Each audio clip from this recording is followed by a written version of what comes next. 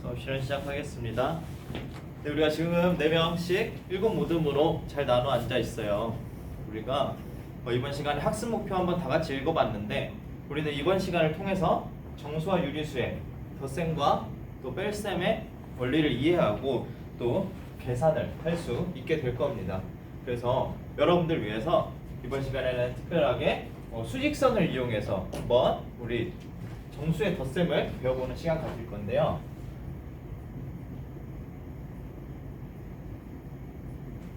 이번 시간 탐구하기 시간이에요. 그래서 우리가 저번 시간에 수직선을 이용해서 정수를 표현하는 방법에 대해서 배웠죠.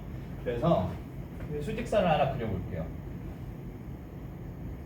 다음처럼 수직선이 있고 이 수직선 가운데에 있는 점을 우리가 보통 뭐라고 표시했다? 그렇죠. 0 또는 원점을 표시하는 대문자 5로 표시하기도 했는데 이번에는 선생님이 숫자 0을 표시해 볼게요. 그러면 숫자 0을 나타내는 점 위에 토끼가 이렇게 있다고 가정을 해봅시다. 토끼예요. 그러면 오른쪽에 있는 점을 다음처럼 수직선으로 나타낸다면 우리가 0보다 오른쪽에 있는 수니까 지금 1, 2, 3, 4, 5 이런 수들을 뭐라고 했다? 양의 정수. 그러면 왼쪽에는 어떻게 우리가 써나가면 되겠죠? 네, 잘 대답해주고 있어요. 마이너스 1, 마이너스 2, 음의 3, 음의 4, 음의 5라고 쓸 수 있겠죠. 그러면 우리가 이런 식으로 0보다 오른쪽에 있는 수를 무슨 정수? 양의 정수. 왼쪽에 있는 수를 그렇죠. 음의 정수. 또 이 0까지 포함해서 우리가 정수라고 불렀었다는 사실을 여러분들 기억날 거예요. 그래서 이 토끼를 가지고 우리가 어떤 활동을 해볼 거냐면 먼저 토끼가 지금 여기 있는 점 기준으로 선생님이 양수 쪽, 그죠? 양수 쪽을 동쪽이라고 해볼게요. 그 다음에 여러분들 기준으로 왼쪽 음의 정수 방향을 서쪽이라고 한다면 만약에 토끼가 동쪽으로 깡총깡총 두 번 뛰어요. 토끼가 두 칸 뛰게 되면 어디에 있게 되죠? 예를 들어서 맞아요. 이 양의 2를 나타내는 점 위에 토끼가 있게 될 겁니다. 그래서 여러분들 지금 모둠별로 활동지 다들 개인적으로 받았잖아요. 다들 활동지에서 첫 번째 문제를 한번 같이 볼까요? 우리가 첫 번째 문제를 보면 토끼가 먼저 동쪽으로 두 칸을 뛴 다음에 그 다음 다시 동쪽으로 세 칸을 뛸 때 과연 토끼의 위치가 어디에 있게 될까요? 그렇죠. 아주 잘 대답해주고 있는데 선생님 양의 5 위치에 있게 될 것 같아요 라고 다들 말해주는데 우리가 이를 정수의 덧셈과 관련한 식으로 표현하면 어떻게 나타낼 수 있겠느냐. 먼저 토끼가 동쪽으로 두 칸 가게 되면은 토끼가 어디에 있게 되죠? 맞아요. 양의 2에 토끼가 위치하게 될 것이고 그 다음 다시 동쪽으로 간대요. 그러면 처음에 토끼가 동쪽으로 두 칸 갔으니까 여기에 있게 되겠죠. 그럼 다시 여기서 동쪽으로 세 칸을 가게 되니까 마찬가지로 세 칸을 가게 되면 동쪽으로 세 칸이니까 먼저 양의 방향으로 세 칸을 가게 될 거예요.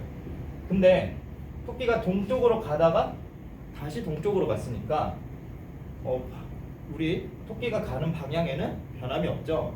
그래서 우리가 그대로 동쪽으로 두 칸, 다시 동쪽으로 세 칸이니까 다음처럼 정수의 덧셈으로 표현할 수가 있어요. 그러면 우리가 결론적으로 여러분이 아까 대답해 주는 것처럼 토끼가 양의 5에 위치하게 되니까 다음처럼 우리가 평소에 자연수로 계산했던 것처럼 2 더하기 3은 5라고 표현해도 되지만 지금은 양의 5를 붙여서 한번 표현해 볼게요. 그러면 다음처럼 양의 2 더하기 양의 3은 양의 5다 라고 할 수가 있을 거예요.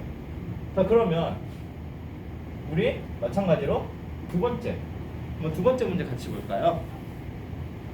자, 이건 여러분들한테 한번 선생님 맡겨볼게요. 서쪽으로 두 칸을 간 다음에 다시 서쪽으로 세 칸을 갔대요. 자, 다음과 같은 식을 발표해 볼 친구 있을까요? 네, 여기 있는 미나가 해주겠다고 하는데, 네, 미나가 어떻게 될까요? 차근차근 모르는 친구들 아직 있을 수 있으니까 차근차근 설명해 주세요. 지금 미나가 하는 설명 들었나요? 선생님이 다시 미나의 말을 다시 하자면 서쪽으로 두 칸을 먼저 간 걸 생각했대요. 근데 우리는 서쪽을 음해구호를 붙여서 표현하기로 했으니까 서쪽으로 두 칸은 다음처럼 -2로 나타낼 수 있다고 하네요.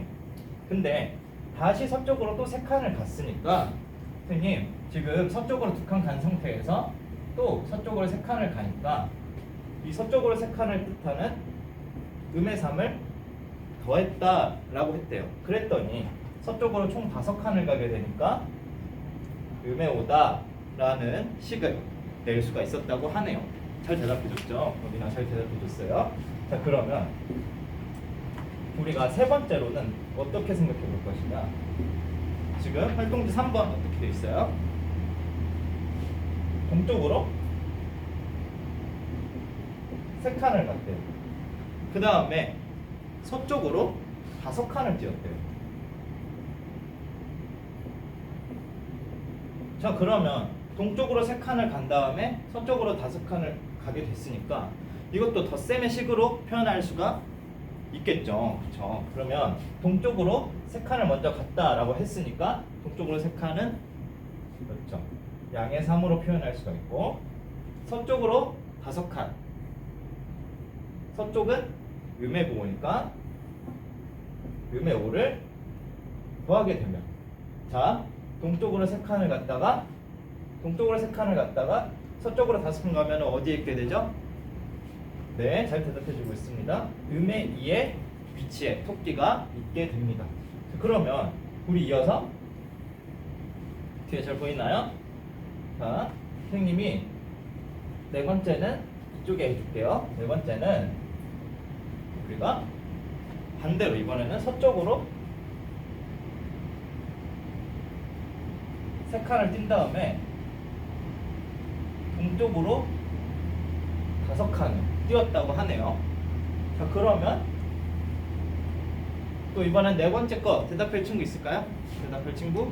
네, 거기 영수가 대답해 주세요.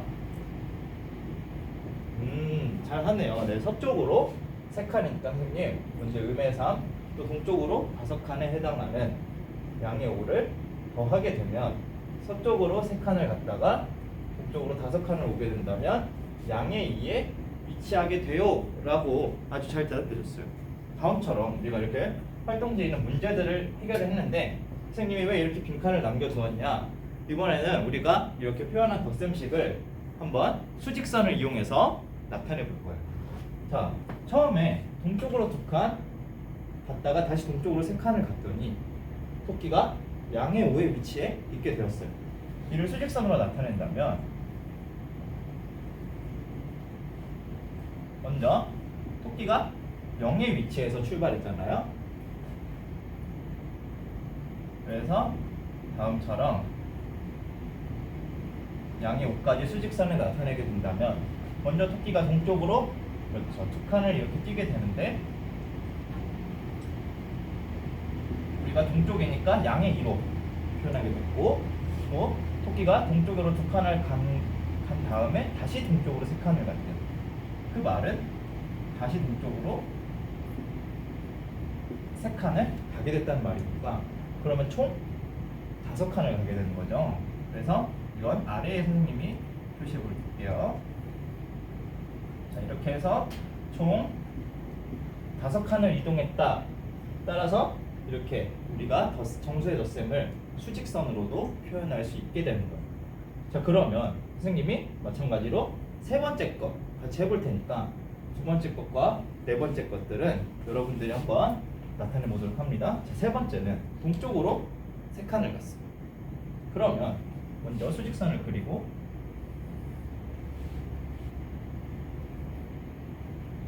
다음처럼 양의 5까지 써준 다음에 동쪽으로 3칸이니까 한 칸, 2칸, 3칸 이동하게 되겠죠. 그래서 다음처럼 동쪽으로 3칸을 이동한 걸 양의 3으로 표현하기로 했는데 이번엔 좀 달라요. 서쪽으로 5칸을 갔다고 하네요. 그러면 이 양의 3의 위치에 있죠. 지금 토끼가 이곳에서 서쪽으로 5칸을 가게 되니까 양의 3에서 시작해서 하나, 둘, 셋, 넷, 다섯 오게 된다면 어디에 있게 되죠? 네, 음의 2라는 위치에 있게 되니까 선생님이 이거를 음의 2까지 5칸을 서쪽으로 가게 돼요. 그러면 결국에는 토끼가 어디에 위치하게 되죠? 맞아요. 음의 위에 위치하게 되니까 여기서 표현을 하게 된다면 결국 결과는 음의 2로 나오게 되겠죠. 그래서 우리가 지금 정수의 덧셈에 대해서 수직선으로 나타내고 있는데 2번 경우와 4번 경우는 한번 여러분들이 지금 생각해보고 발표할 시간 선생님이 한 3분 정도 주도록 할게요. 지금부터 시작. 네, 다들 됐을까요? 한번 발표해줄 친구 있을까요? 네, 거기 현수가 말해주세요. 현수, 이번 문제. 이번 문제 선생님 풀이 한번 볼게요. 잘 해결한 것 같아요. 우리 현수가 그린 그림을 선생님이 그려줄게요. 현수는 마찬가지로 선생님처럼 수직선을 그렸어요.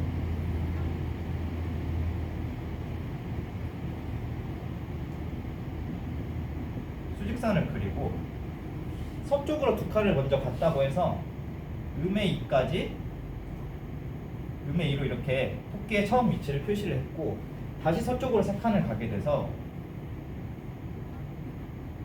다음처럼 표시를 하고 결론적으로는 총 서쪽으로 5칸을 가게 됐으니까 이렇게 아랫부분에 음의 5라고 표시해줬어요. 현수가 잘 풀어줬죠. 잘 한 것 같아요. 현수 정답이에요. 잘 해줬어요. 자, 그러면 우리 네 번째 것까지 발표해줄 친구 있을까요? 네, 여기 있는 주은이가 4번 발표해주겠다고 하네요. 자, 주은. 네, 마찬가지로 수직선 그려주고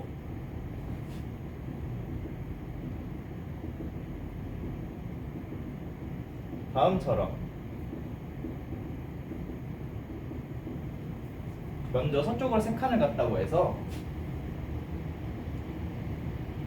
서쪽으로 3칸에 해당하는 음의 3을 써주고 동쪽으로 그 다음에 5칸을 갔다고 하니까 음의 3에서 시작해서 5칸 그래서 양의 2까지 표시를 해줬네요. 그렇게 돼서 결과가 어떻게 됐죠? 맞아요. 양의 2까지 0의 2에 위치하게 되니까 결국에는 음의 3과 양의 5를 더한 결과는 토끼가 양의 2에 위치하게 되니까 다음과 같다. 선생님 이렇게 할 수 있어요 라고 해줬네요. 아주 잘 해줬는데 자, 우리가 지금 이렇게 정수의 덧셈을 수직선을 이용해서 배워보고 또 여러분들이 이 식을 수직선으로 표시해보기까지 했는데 그러면 뭔가 이 더하는 수들의 부호에 따라서 뭔가 더하는데 규칙이 있는 것 같아요. 예를 들어서 이 양의 2와 양의 3을 더했을 때 부호는 어떻게 됐죠? 맞아요. 양의 부호가 됐고 그러면 이 숫자는 어떻게 됐죠? 2 더하기 3이에요. 네, 잘 대답해주고 있습니다.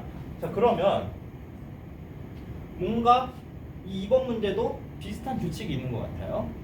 근데 3번 문제 보니까 어때요? 3과 5를 더하면 8이어야 되는데 결과는 2죠. 자, 이것은 이 두 수의 합이라기보다는 5와 3의 차이로 볼 수 있잖아요. 자, 힌트는 절대값입니다. 여러분들 저번 시간에 절대값 배웠던 거 기억하죠? 절대값이 뭐였죠? 그렇죠. 원점으로부터 떨어진 거리라고 했어요. 그럼 이 절대값과 관련해서 뭔가 이 더하는데 규칙이 있지 않을까? 한번 여러분들이 직접 이것에 대해서 한번 생각해 볼까요? 뭔가 알아낸 것 같은 친구들이 있어요. 거기 영민이가 한번 말해줄래요? 영민이 무슨 규칙 찾았죠? 지금 영민이가 말해주는데 선생님 그냥 둘 다 양의 부호면 그냥 결과가 양의 부호고 둘 다 음의 부호면 결과가 음의 부호인 것 같은데요? 그렇죠. 지금 잘 말해준 것 같아요, 영민이가. 그래서 우리가 정수의 덧셈을 할 때 먼저 이 1번, 2번과 관련된 규칙을 선생님이 정리를 해주자면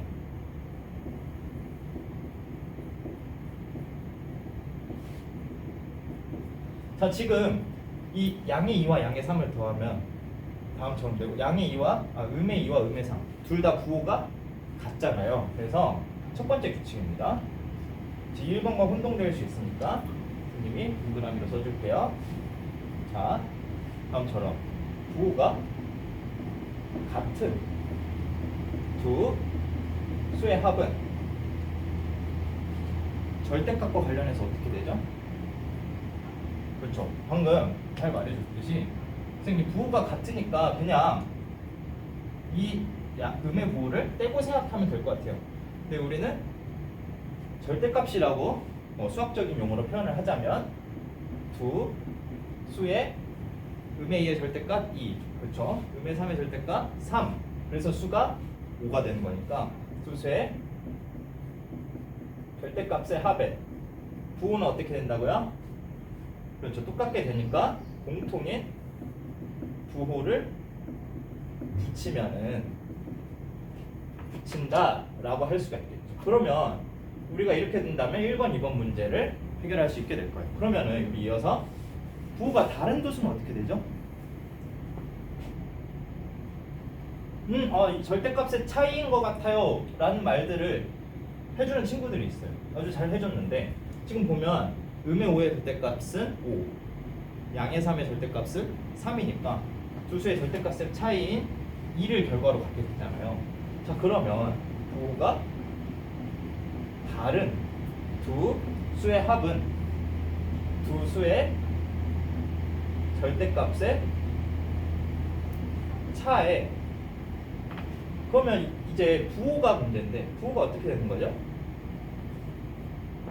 더 큰 거 따라가는 것 같다고요? 그게 무슨 말인지 좀만 더 정확하게 얘기해 줄래요? 선생님 절대값 큰 쪽 부호 따라가는 것 같아요. 보니까 음의 5가 더 절대값이 크니까 이렇게 음의 부호가 붙고 또 양의 5가 절대값이 더 크니까 양의 부호가 붙는 것 같네요. 아주 잘 발견해 주었습니다. 그래서 두 수의 절대값의 차에 절대값이 더 큰 수의 부호를 붙이면 우리가 정수의 덧셈을 해결할 수가 있게 됩니다. 자, 이것은 여러분들이 활동지에 잘 메모해서 머릿속에 잘 정리해 놓도록 합니다. 자, 그럼 우리가 이어서 유리수도 정수처럼 다음과 같이 계산할 수 있다라는 사실을 배웠고 또 덧셈과 관련해서 문제들 풀어보면서 덧셈의 계산 또 원리에 대해서 배워봤어요. 계산 법칙에 대해서 배워봤어요. 그 다음에 우리 또 뺄셈에 대해서도 정수와 유리수의 뺄셈에 대해서 풀어보고 그것에 대해서 연습 문제까지 같이 풀어보았습니다. 자, 그러면 우리 이어서 이제 함께 적용해보는 시간을 가질 건데 자, 우리가 1군 모둠으로 앉아있죠? 모둠별로 진행하려고 해요. 선생님이 여러분들이 이 모둠 활동 중에는 다른 친구들 말을 잘 경청해 주는지 또 적극적으로 참여하는지 선생님이 보면서 기록일지에 작성할 테니까 적극적으로 다들 참여할 수 있도록 합니다. 선생님이 다음처럼 활동지에 문제가 있는데 음의 4 더하기 음의 3 빼기 양의 4를 계산하시오 라고 되어 있잖아요. 자, 그러면 이 문제를 모둠별로 해결해서 발표할 수 있도록 합니다. 선생님이 함께 지금까지 배운 정수의 덧셈 원리 또 정수와 유리수의 계산 법칙 덧셈할 때 뭐가 있었다? 교환 법칙, 결합 법칙 활용해가지고 잘 해결할 수 있도록 하는데 선생님이 10분 정도 시간 주겠습니다. 우리가 어떤 규칙을 적용해서 풀었는지까지 잘 생각하면서 풀어보도록 합니다. 지금부터 선생님이 시간 10분 줄게요. 시작. 네, 여기 이 모둠은 지금 다음처럼 계산을 하고 있는데 여기 부분에 어떤 법칙을 썼는지까지 적어줄까요? 네. 그냥 교환 법칙이라고 쓰게 되면 우리가 이후에 곱셈의 교환 법칙과 결합 법칙도 배우게 될 거거든요. 그래서 덧셈의 교환 법칙이라고 정확하게 써주도록 합니다. 네, 잘 하고 있어요.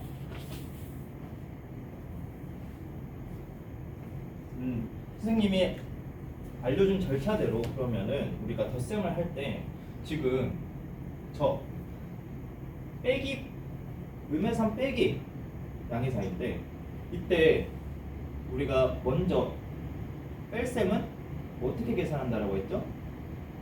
그렇죠. 덧셈으로 바꾸어서 부호를 바꾸어서 더한다라는 사실 잘 기억할 수 있도록 합니다. 자, 여러분들 해결이 된 것 같아요. 자, 그러면 이제 발표해보는 시간을 한번 가져보도록 하겠습니다. 자, 발표할 모드 있을까요? 네, 거기에 O 모드 발표해 줄래요? O 모드 및 발표하는 풀이 선생님이 한번 적어줄게요. 자, 다음과 같은 문제를 해결할 때 선생님 우리가 덧셈의 교환 법칙을 배웠어요. 그래서 우리는 이 사와 양의 사와 음의 3 순서를 바꿔서 다음처럼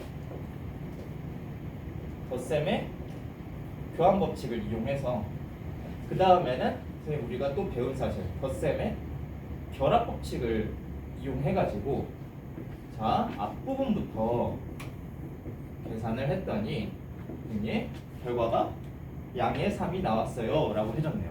자, 또 혹시 결과가 다르게 나온 7모듬이 결과가 다르게 나왔다고 하는데 그럼 7모듬의 풀이도 한번 볼까요? 네, 7모듬 1을 발표를 해줬는데 선생님 저희는요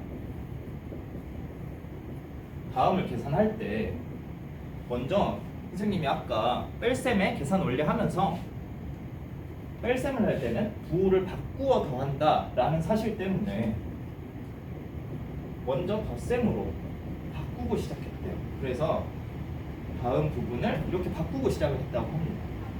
그렇게 한 다음에 그 계산을 쭉 했더니 셋 다 음수가 나와서 먼저 결합 법칙을 앞부분에 적용해서 풀었더니